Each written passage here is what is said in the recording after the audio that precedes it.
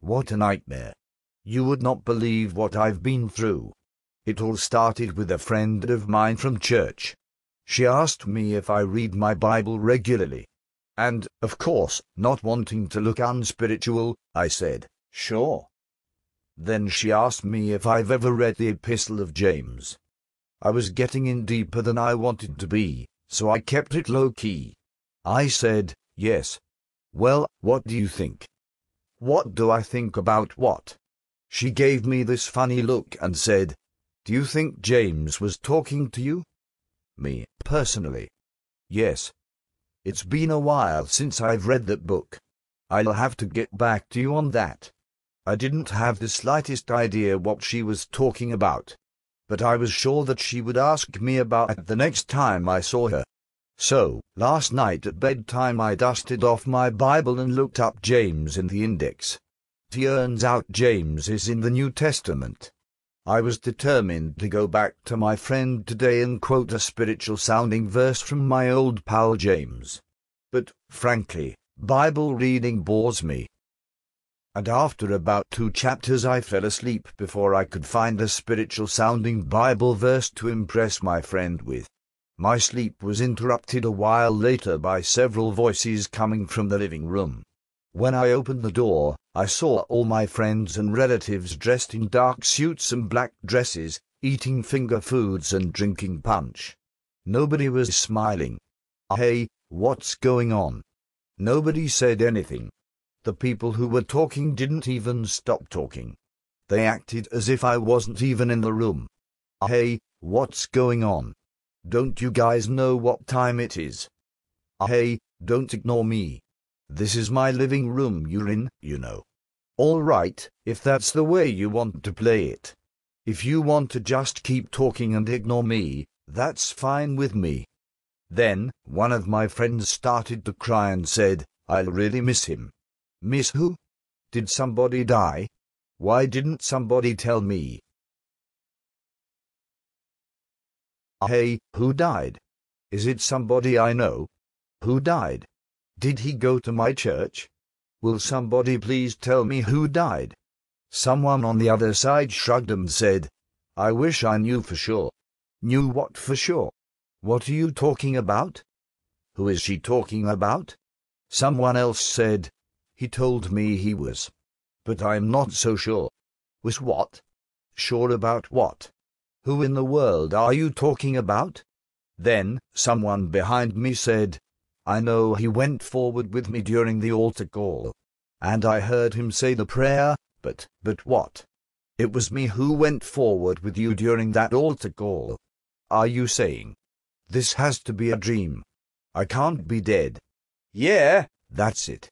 I must have fallen asleep while reading that. Oh, please, let me be asleep. Let me be asleep. If this is just a dream, the Bible I was reading should still be on my chest. Yes. It was still there. My Bible is here. I was just dreaming. Thank God.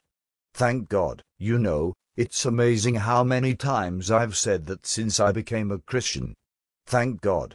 I say it without even giving it a thought. I say a lot of spiritual-sounding phrases like that. Oh. That reminds me, I still don't have a spiritual-sounding Bible verse to quote to my friend tomorrow. Let's see, where was I? James. Chapter 2. Verse 14. What good is it, my brothers, if a man claims to have faith but has no deeds? Can such faith save him? Can such faith save him? Wait a minute. I said the magic prayer. I'm saved. Aren't I? Of course I'm saved. I said the magic prayer. Everybody who says the magic prayer is saved, aren't they? But why would my friend ask me if the Epistle of James applied to me? Why would everybody at my funeral be so sad as if I was not going to heaven? Oh, this is ridiculous. Of course I'm saved. I have deeds. Some deeds. I go to church. I even went on a short-term mission project once. I have deeds. I go to church. I even went on a short-term mission project once. I have deeds. All right, so I had to be coerced into going on that mission project. But I have deeds. Don't I? Who am I kidding? If it weren't for social pressure, I wouldn't even go to church. Whenever anybody questions my behavior, I whip out the only Bible verse I ever memorized. Judge not lest ye be judged. That usually keeps them at bay. But lately, my Christian friends have found a way to get around my accusations of judging.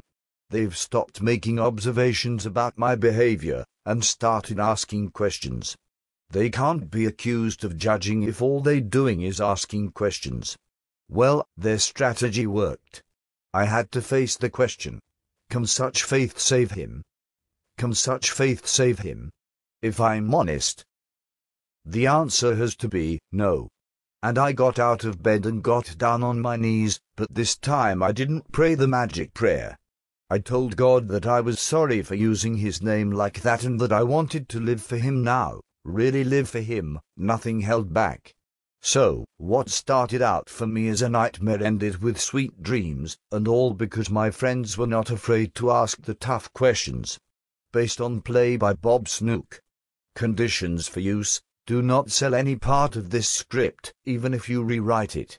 Pay no royalties, even if you make money from performances. You may reproduce and distribute this script freely, but all copies must contain this copyright statement.